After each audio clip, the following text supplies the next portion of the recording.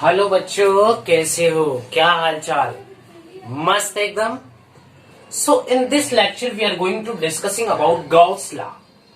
क्या डिस्कस बेटा? Gauss law. Gravitation का जो मैं चैप्टर बना रहा था जब क्लास 11th में, तो मैंने आपको गॉस लॉ का थोड़ा सा आइडिया दिया था कि गॉस लॉ का यूज करके हम लोग gravitational field inside the sphere निकाला था, जो कि वहां पे जीरो था। और मैंने रीजन बताया था कि वहां पे गॉस लॉ अप्लाई होता है, बट वो आपके सिलेबस में नहीं था क्लास 11 में, इसलिए मैंने उसके ऊपर ज्यादा डिस्कस नहीं किया। बट आज का हमारा टॉपिक ही है गॉस लॉ, जो कि मैंने बोला था क्लास 12th में ये टॉपिक दिया हुआ है, इसके ऊपर आज मैं डिस्कस करूंगा। बेसिकली मैं बता दूं कि ये हमारा लॉ है, इसका कोई प्रूफ नहीं है, क्योंकि लॉज का कोई प्रूफ नहीं होता। बट एक एग्जाम्पल के साथ मैं आपको थोड़ा इसको क्लासिफाई करने की कोशिश करूंगा, समझाने की कोशिश करूंगा आपको, ठीक है? एक्चुअल थोड़ा फील दूंगा बस, क्योंकि इसका जो एग्जैक्टली प्रूफ है बेटा वो कोई नहीं दे सकता। जो दे रहा है वो ढूंढूंगा और आपके साथ आगे, आप खुद समझदार है, समझ लीजिएगा, ठीक है? तो हम समझेंगे आज गॉस लॉ के ऊपर। गॉस लॉ कहता क्या है कि the net electric flux through a close surface, the net electric flux through a close surface is 1 by epsilon times the net charge enclosed by the surface. Enclosed by the surface, net charge enclosed by the surface. इस ये body जो है, इसके अंदर कितना charge है? वह charge 1 by epsilon times होता है इलेक्ट्रिक फ्लक्स के। क्लियर है? तो हमारा जो फॉर्मूला होता है वो phi इज इक्वल टू होता है Q by epsilon not. Clear है? तो यही हमारा होता है गॉस लॉ। तो चलिए स्टार्ट करते हैं सुनाने से टॉपिक को। मेरा नाम है हर्ष सिंह और हमारा और आपका एक प्यारा सा चैनल हर्ष फिजिक्स वाले। चलिए स्टार्ट करें। इससे पहले हम थोड़ा समझेंगे आज कि व्हाट इज इलेक्ट्रिक फ्लक्स। वैसे इलेक्ट्रिक फ्लक्स के ऊपर वीडियो मैं बनाया हूं, बट मैं थोड़ा सा आइडिया आपको यहाँ पे दे देता हूं कि व्हाट इज इलेक्ट्रिक फ्लक्स, क्योंकि इस टॉपिक को समझने के लिए इलेक्ट्रिक फ्लक्स आना जरूरी है। आता भी होगा बहुत बच्चों को, लेकिन जिन्हें नहीं आता उन्हें मैं बताने की कोशिश यहाँ पे करता हूं। मान लेते बेटा यहाँ पे कोई हमारा 3D बॉडी है, ठीक? मान लेते हमारा 3D बॉडी है। इस 3D बॉडी का मान लेते ये बेटा एरिया वेक्टर है, ये छोटा सा एरिया वेक्टर है डी। ये जो एरिया वेक्टर बेटा इस बॉडी के परपेंडिकुलर होगा, ये इसके परपेंडिकुलर है। अब मान लेते हैं यहां से कोई ये इलेक्ट्रिक फील्ड पास कर रही है, ये थी, और इन दोनों के बीच का जो एंगल है बेटा वो मान लेते हैं थीटा है। क्या है? थीटा। तो इलेक्ट्रिक फ्लक्स को हम लोग फाई से डिनोट करते हैं। So phi is equal to हो जाएगा बेटा E dot dA cos theta.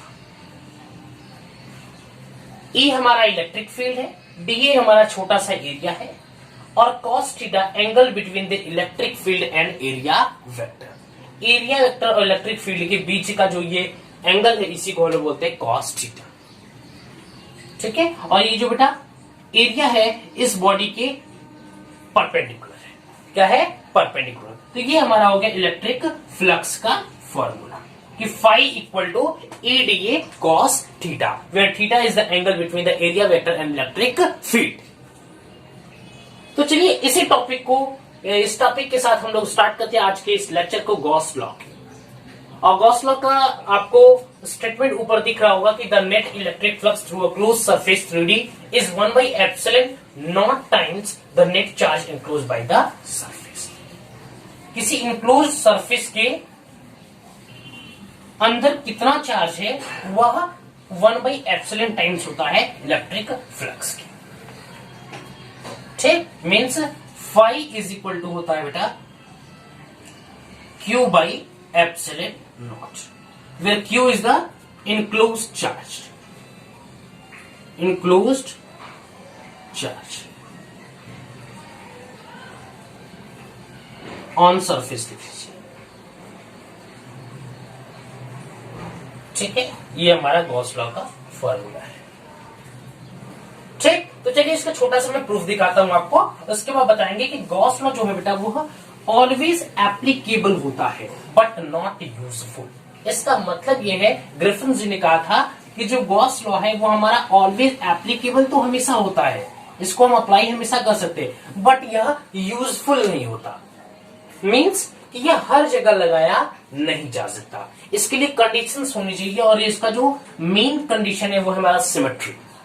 इसको एप्लीकेबल करने के लिए, इसको अप्लाई करने के लिए सिमेट्री का होना बहुत जरूरी होता है। कि जो डीए वेक्टर है, ये जैसे डीए वेक्टर है, ये डीए जो है, एरिया जो है, यह इलेक्ट्रिक फील्ड के एकदम इन दोनों के बीच का जो एंगल है बेटा वो 0 डिग्री होना चाहिए, तब यहां पे हम अप्लाई करते हैं। ठीक है, तो कुछ सिमेट्रीज यहाँ पे एप्लीकेबल होती है जहां पे हम लोग गॉस लॉ को अप्लाई करते हैं। तो चलिए फिलहाल हम लोग बात कर लेते हैं गॉस लॉ के ऊपर कि इसका एक्चुअल प्रूफ क्या है। मान लेते बेटा यहाँ पे कोई पॉजिटिव चार्ज क्यू रखा हुआ है, और इस पॉजिटिव चार्ज क्यू के अराउंड हम एक 3D स्फीयर बना देते हैं। ठीक, ये हमारा स्फीयर। ठीक है, अब मैं बोला बेटा मान लेते एक छोटा सा एरिया ले लेते हैं इस स्फीयर का, और ये जो एरिया वेक्टर है बेटा इस स्फीयर के सरफेस से परपेंडिकुलर है। छोटा सा एरिया इसलिए हम इसको डीए लिख रहे हैं। अब मान लेते हैं ये जो हमारा चार्ज क्यू से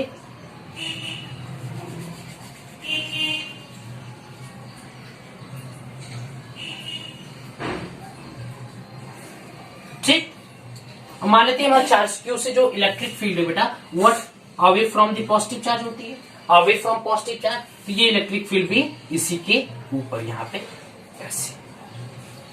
ठीक, इन दोनों के बीच का एंगल कितना हो गया, थीटा की वैल्यू क्या हो गई 0 डिग्री। अगर थीटा की वैल्यू 0 डिग्री हो गई तो हम क्या लिख सकते हैं, phi equal to E D A cos 0।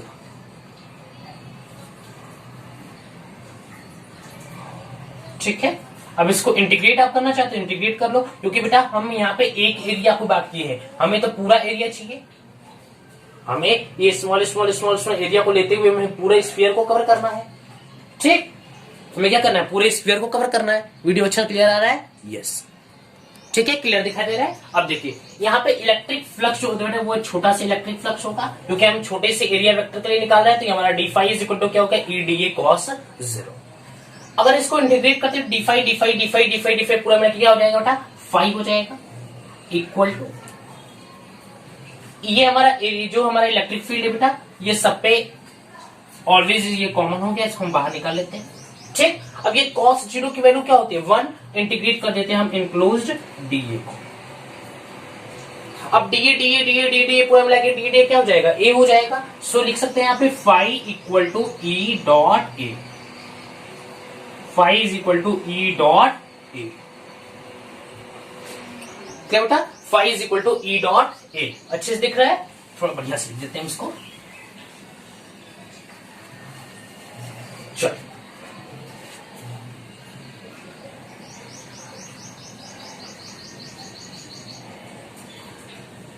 ठीक, और यहां पे मैं कंडीशन लिख दे रहा हूं कि cos 0 डिग्री इक्वल टू 1।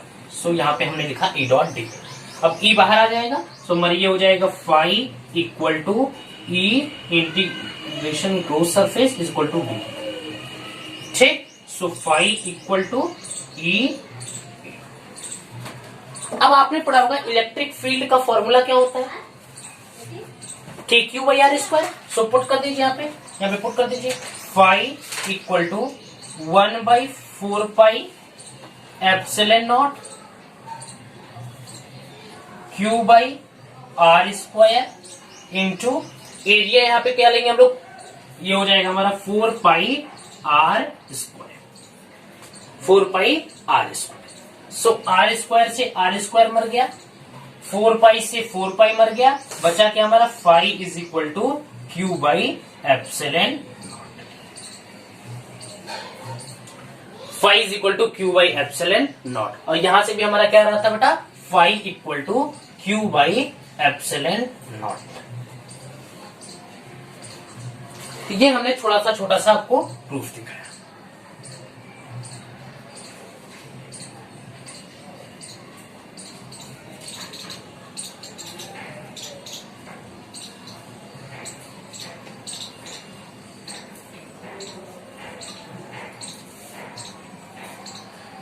छोटे छोटे छोटे छोटे एरिया को लेते गए, यहाँ पे जोड़ते गए, तो डी छोटे छोटे पूरा को ऐड किया, क्या हो गया हमारा ए हो गया। दोनों के बीच का जीरो एंगल कितना है, ई और ए के बीच का एंगल कितना है बेटा 0 डिग्री। सो यहाँ पे cos 0 की वैल्यू 1 हो गई। सो यहाँ पे लिख सकते हैं हम ई डॉट डी क्या लिख सकते हैं, छोटे छोटे एरिया को मैंने जोड़ा तो ये ए हो गया, तो लिख सकते हैं फाई इज इक्वल टू ई।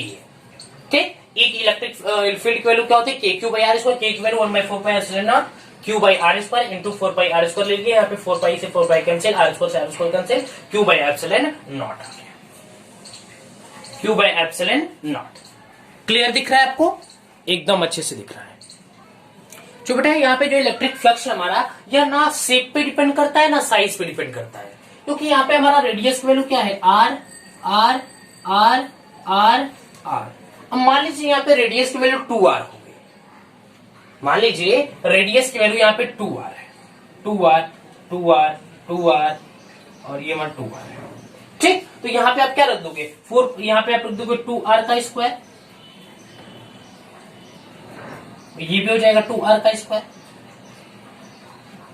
ठीक, सो 2r के स्क्वायर से 2r के स्क्वायर मर गया, यहाँ पे फिर से आ जाएगा Q by epsilon not. Means कहने का मेरा बस यही है कि ये जो इलेक्ट्रिक फ्लक्स होता है किसी भी क्लोज सरफेस के अंदर का कितना चार्ज है, आप उसको मल्टीप्लाई कर दीजिए 1 बाई एप्सिलॉन नॉट से, सो आ जाएगा electric flux Q by epsilon not. ठीक है, तो वह ना शेप पे डिपेंड करता है ना साइज ऑफ द बॉडी के ऊपर डिपेंड करता है। ठीक है, उसका रेडियस जितना भी रहेगा वो ऑटोमेटिक अपने से के क्यू बाई आर स्क्वायर और उसको आपका एरिया का जो रेडियस होगा वो दोनों आपस में कट करके जो नेट हमारा इलेक्ट्रिक फ्लक्स आएगा वो क्यू बाई एप्सिलॉन नॉट के इक्वल आएगा। क्लियर है, किसी भी यहां तो कोई दिक्कत नहीं है, समझ में आया एकदम अच्छे से। अब हमारे ग्रिफिन जी क्या कहते थे कि जो गॉस लॉ है बेटा वो ऑलवेज एप्लीकेबल तो होता है but not useful. It means that कि हम गॉस लॉ को अप्लाई तो हर जगह कर सकते हैं बट वह यूजफुल हर जगह नहीं हो सकता। मींस उसके लिए कुछ कंडीशन है, उसके लिए कुछ कंडीशंस दिए गए हैं, आप इसको हर जगह अप्लाई नहीं कर सकते हो। सिमेट्री का होना बहुत जरूरी है, तो हम लिखते हैं अब कि Gauss law is always applicable but not useful. Gauss law is always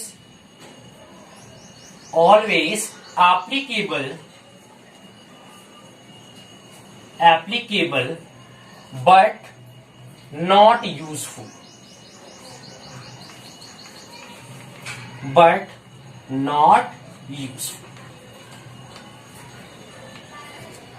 ये एप्लीकेबल तो है बट वह हर जगह या यूजफुल नहीं होता।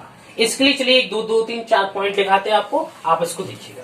फर्स्ट पॉइंट क्या कहता है बेटा, फर्स्ट पॉइंट हमारा कहता है, तो बेटा कुछ बुक की भाषा है मैं इसको लिखवा देता हूं। दिया है कि the Gaussian surface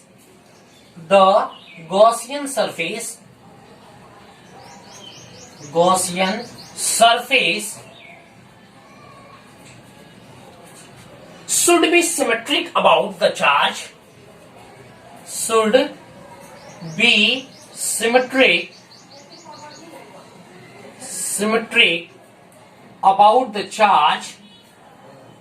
about the charge or charge distribution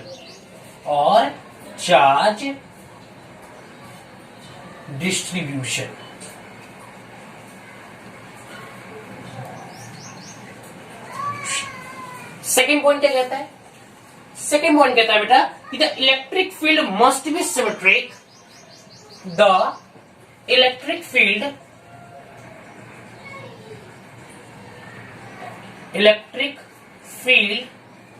must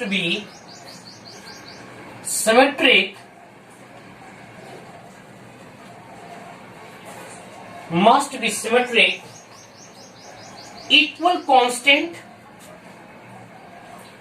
या तो इक्वल होना चाहिए या कांस्टेंट होना चाहिए इलेक्ट्रिक फील्ड।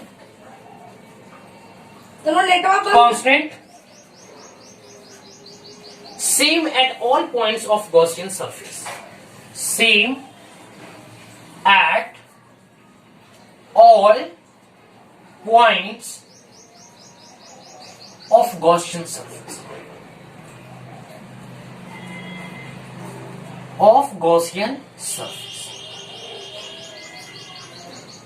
कि जो आपने एक गॉसियन सरफेस बनाया था, यहां पे इलेक्ट्रिक फील्ड जो है बेटा वह कांस्टेंट होना चाहिए हर जगह,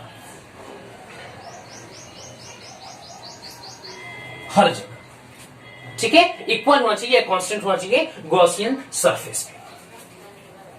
थर्ड पॉइंट क्या कहता है? थर्ड पॉइंट कहता है बेटा, थोड़ी राइटिंग मेरी अच्छी नहीं है बट इतना भी खराब नहीं कि आपको समझ नहीं आएगा, समझ में आ रहा होगा कि the theta angle between the theta जो कि एंगल था, angle between the theta vector, theta angle between the E vector and A vector, E vector and A vector. Clear दिखाई दे रहा है बेटा? एकदम अच्छे से। Must be same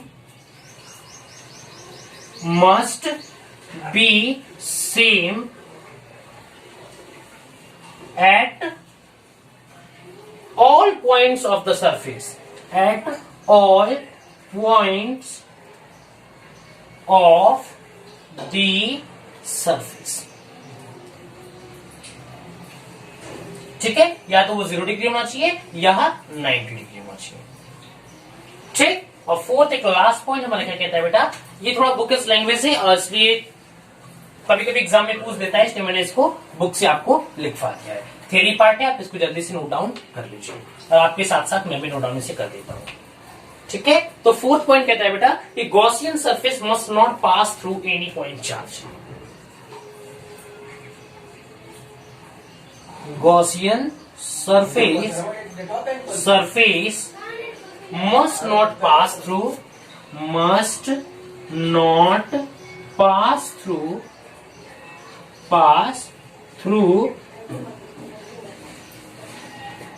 any point charge,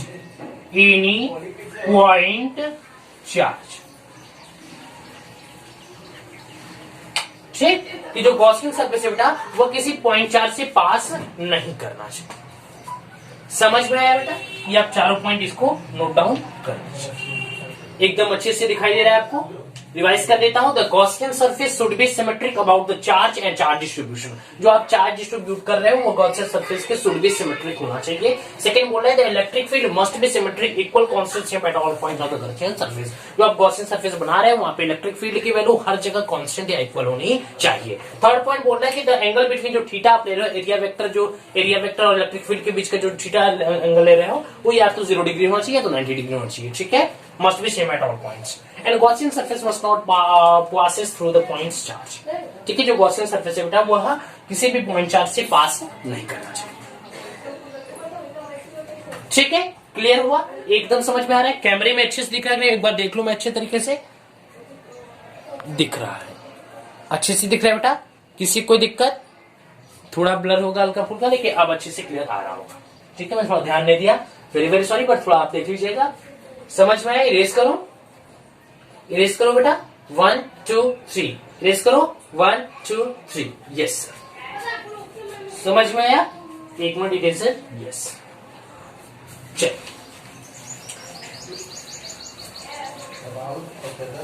ये हमारा रहा गॉस लॉ का थोड़ा सा आपको इंट्रोडक्शन।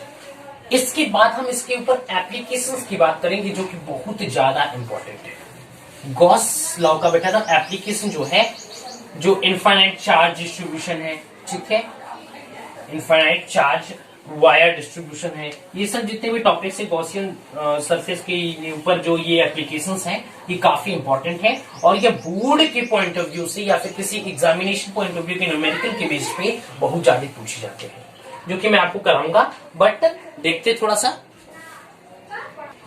ठीक है बेटा? तो समझ में आया? तो ये हमारा गॉस लॉ का जो टॉपिक है,